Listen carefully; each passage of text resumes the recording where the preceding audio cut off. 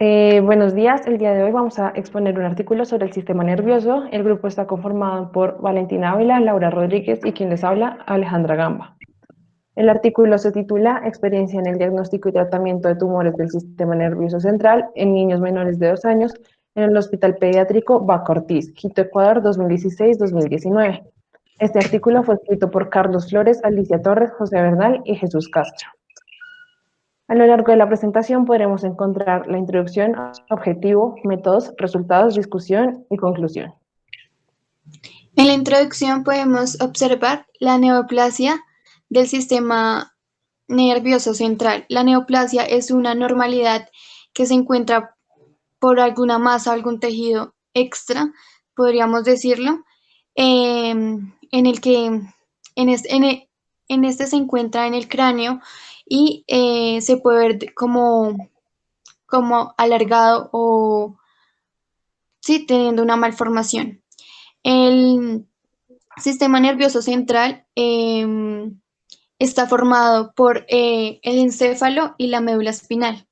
En este artículo, por cada 10.000 niños se encuentran una incidencia de 3 a 5 casos de este sistema nervioso central, entre un intervalo de 1 a 19 años. Aproximadamente el 10% de los tumores cerebrales se presentan en niños menores de 1 año.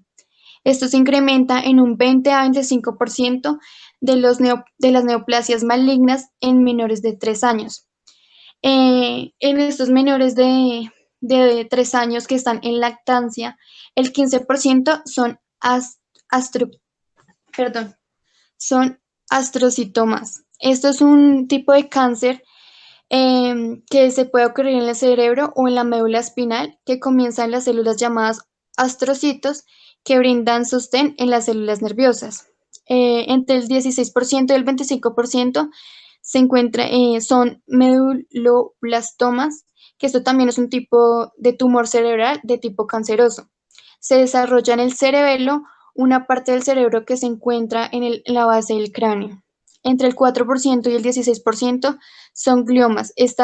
También es un tumor, pero este tumor es como el más común en estos niños, que se desarrolla en el cerebro y en la médula espinal. Los glisomas comienzan en el soporte viscoso, en las células gliales, que rodean las células nerviosas y estas nos ayudan al funcionamiento. Siguiente. Para el tipo de para el tipo histológico podemos encontrar la evolución y el procedimiento que debe llevar a cabo para cada una de estas personas, de acuerdo a esta enfermedad, cómo se vaya desarrollando. La fisiopatología es aquella que nace de, de, alguna, de algún orden genético o, como podemos ver, de la herencia genética. También puede ser inmunológico o también se puede encontrar en cualquier ambiente. La macrocefalia es la alteración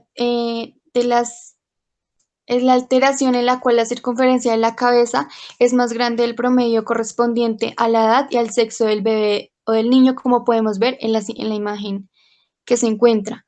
Para el tratamiento multimodal,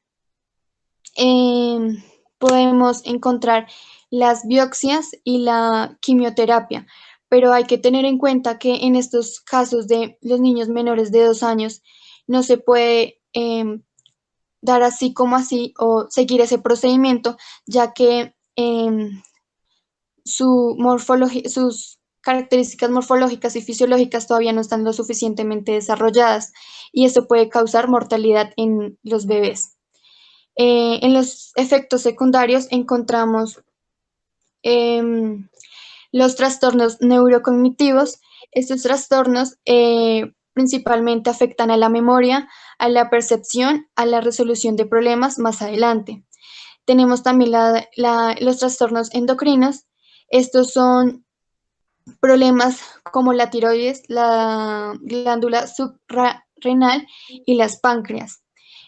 También encontramos los trastornos neurológicos sensitivos, como es el gusto, el olfato, el tacto, que también se va a ver afectado durante y después de el lapso de la enfermedad. Em, para estos efectos secundarios es que se da este artículo y se van a dar los resultados que se presentan a continuación.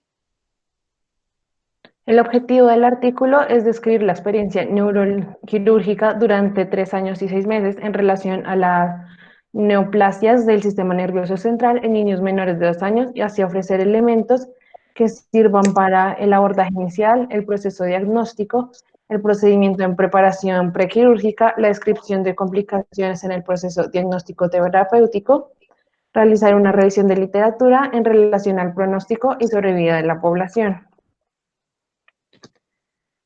Para el método encontramos que la población son los menores de 2 años con lesión neoplásica. El lugar fue el Hospital Pediátrico Boca Ortiz. En este se busca recompilar información sobre los signos, síntomas, el tipo de evolución, imágenes morfológicas, la ubicación, lateralidad y captación de contraste. Los estudios neurofisiológicos que se realizan son simplemente para el sistema nervioso central. El tratamiento fue un registro de tiempo de seguimiento, el desenlace, sobrevida y complicaciones. En este se hicieron estudios de histopatológicos, que es estudios a un tejido. Bueno, entre los resultados se puede resumir que se encontraron 8 pacientes menores a 2 años con tumores del sistema nervioso central entre el 2016 al 2019. De estos, el 5.9% de los pacientes atendidos fueron con neoplasias. El 62.5% era población masculina. El promedio de edad fue entre 12.25 meses y hubo un caso con antecedentes patológicos de importancia. Bueno, entre los resultados podemos encontrar los hallazgos clínicos, el diagnóstico, las características imagenológicas de las lesiones tumorales, la hidrocefalia, el tratamiento, la preparación quirúrgica, la histopatología, el tratamiento complementario, la hospitalización y la mortalidad, que van a ser expuestas a continuación.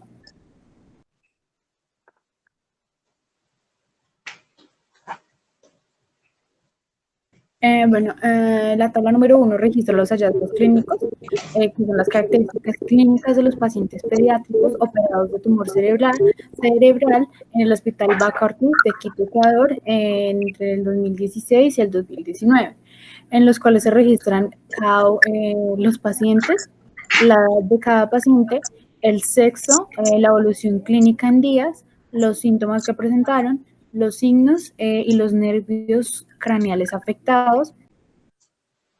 En el diagnóstico, entonces, se realizaron diferentes exámenes, una tomografía simple al 100% de los pacientes, un TAC de contraste al 100% de los pacientes, una resonancia magnética al 50% de los pacientes. No se les realizó a todos, ya que no se contaba con la disponibilidad de esta, o porque por el avance que estaba teniendo la lesión, no tenían tiempo para esto y tenían que trasladarlos, y los estudios neurofisiológicos de potenciales evocados al 62.5%. En las características imagenológicas de las lesiones tumorales, como podemos ver en las tablas, se presentan 8 pacientes, de los cuales algunas lesiones son únicas y otras son múltiples. La localización en la que podemos encontrarlas, como la supratentorial o la infratentorial. También podemos ver la relación que tuvieron, la localización, la histopatología, las secuelas y la mortalidad. Como podemos ver, hay 4 casos de mortalidad. En la hidrocefalia se presentaron 4 pacientes. El primer paciente que se presentó se le realizó una tercera ventriculostomía endoscópica. Esto fue por por complicaciones. Para un segundo paciente fue tratado con derivación de ventrículo peritoneal y posteriormente se colocó una derivación ventricular externa por ventrículas durante el postquirúrgico. En 2 pacientes hubo una derivación ventricular externa por la infección que tuvo este paciente. Y un último paciente que fue tratado por derivación ventricular externa del tacto por su condición clínica.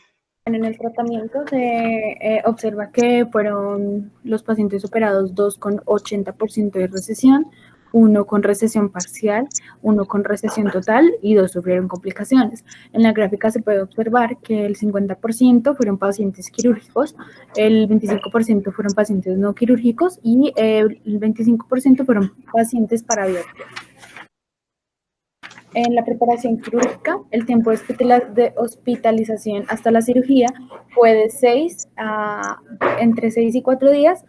Presentaron situaciones, 3 casos presentaron situaciones que provocaron que la cirugía sea diferida al menos una vez debido a complicaciones médicas y o problemas de gestión intrahospitalaria.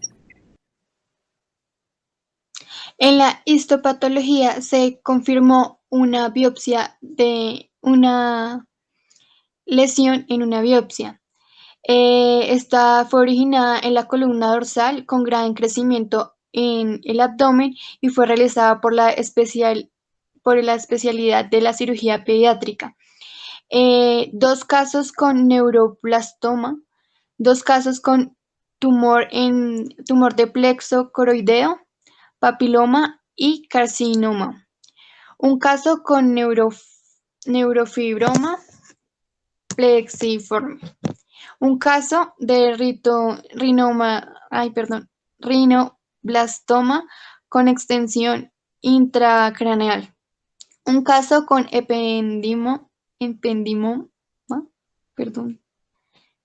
Un caso con ependimoma y una paciente que no tuvo diagnóstico confirmado, aunque la sospecha clínica inicial fue la meduloblastoma. En el tratamiento complementario podemos ver que el 50% de los pacientes no tuvo este tratamiento y el otro 50% sí lo tuvo.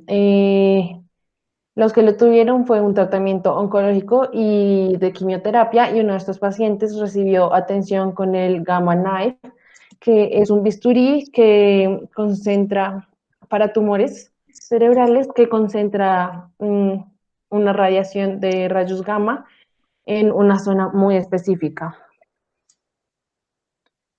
La hospitalización y mortalidad, pues en la hospitalización duró de 16 a 24 días. El 50% de los pacientes fallecieron, 2 pacientes no tuvieron seguimiento después de ser dados de alta y con 2 se puede decir que se encuentran vivos, uno con 4 meses y el otro con 42 meses de sobreviva. En la discusión podemos ver que la incidencia de la neoplasia en niños es baja y su prevalencia depende de la edad. El 5% del total de la población con neoplasia son de edades pediátricas. La predominancia en el sexo de quienes lo sufren es masculino. La edad promedio de diagnóstico es de 12 meses, pues en la población que se estudió. La importancia de los antecedentes patológicos con relación a enfermedades hereditarias como la neurofibromatosis y por factores nocivos que siguen en estudio. Los cuadros clínicos más frecuentes son la irritabilidad y vómito, el déficit neurológico y las alteraciones visuales y o oftalmoparesia con lateralidad. Los exámenes realizados permitieron conocer características de las lesiones y la planificación quirúrgica permitió encontrar alteraciones en la vía visual, auditiva y lemniscal. Los diagnósticos histopatológicos más frecuentes fueron el neuroblastoma y los tumores del plexo coroideo. En la investigación se determinó las lesiones tumorales como intra y extraaxilas en similar proporción de un 50%, siendo las más frecuentes. La intraventricular, la segunda como la fronto-orbitaria, y la tercera como la protuberancial. El tratamiento con quimioterapia se realizó en el 37.5% de los pacientes, de acuerdo con el diagnóstico histopatológico, como ya lo habíamos mencionado, cuáles eran los principales, como efectos secundarios que contradicen el tratamiento de la radioterapia en este grupo de salud. La mortalidad durante la hospitalización en casos tratados y no tratados fueron en 50% de deterioro neurológico en el periodo postquirúrgico, por lo que no se consideró una nueva intervención quirúrgica. En un 25% de los pacientes no continuó con el seguimiento ambulatorio, por lo que se desconoce este suceso.